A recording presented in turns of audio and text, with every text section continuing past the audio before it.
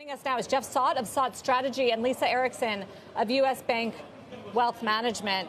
Jeff, all year long we've been hearing the U.S. is the best best house in a bad neighborhood, and you should stick in the U.S. because we have better growth and we have higher yields and we don't have an energy crisis to the extent of Europe. Is that still the case, though? Yeah, I think that's still the case. Secular bull markets tend to last 15 to 20 years. Do you get pullbacks? Yes. We've had at least a dozen 10% plus pullbacks this year. And every time we get a pullback, the bear boos come out of the woodwork and tell us we're in a bear market. And it's just not so. Bull markets tend to extend for 15 to 20 years, and we're in a secular bull market. Wait a second. We are in a bear market, though. We're 20% off the highs for the S&P. Isn't that? It's technical definition. It's felt like that for a lot of investors.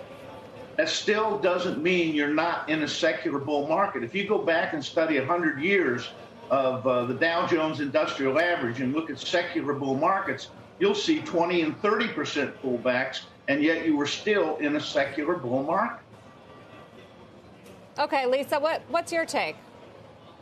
We're really more cautious, as you pointed out, and really the reason why is while, again, there are some positives to U.S. stocks in terms of companies really being able to maintain growth relatively well, even in a tough environment.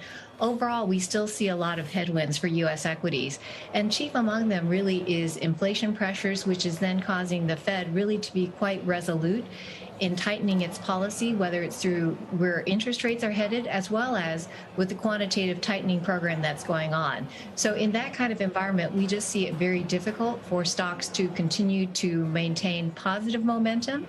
And in addition to that, when you do look at the growth characteristics, whether it's either on a macro basis or what is actually happening in terms of underlying corporate earnings, what you see again is while some are still in, again, that positive territory, they are decelerating. So we are seeing that negative momentum in terms of the underlying operations as well.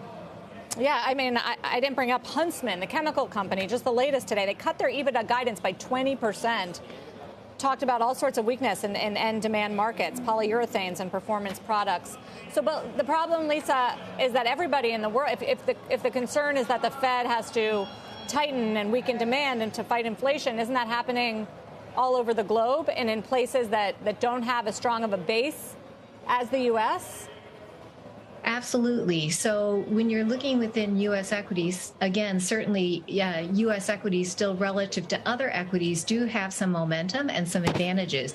But when we're looking at overall how to position the portfolio, our best advice to clients at this point really is to head towards asset classes that have a higher component of ongoing income and yield. And so those would be areas like high quality fixed income as well as global infrastructure. And when you just have a tougher economic environment where there is quite a bit of volatility in prices, again, these types of areas where you get more of an ongoing cash flow stream from diversified sources can be fairly appealing for the portfolio. Jeff, are you worried about some of the corporate earnings and margins starting to buckle here amid some of these warnings we've been getting from industrial companies, chemical companies, FedEx today? Yeah, I think estimates are going to come down. I don't think they're going to come down a great deal. Margins have been wide. I think they'll probably narrow a little bit, but not enough to cut off the strong earnings stream we've had. And again, I think pullbacks are for buying in secular bull markets. And I think she makes a good case. But I've been in this business 54 years, and I've been looking at equity markets for over 60 years. And I've seen secular bull markets before.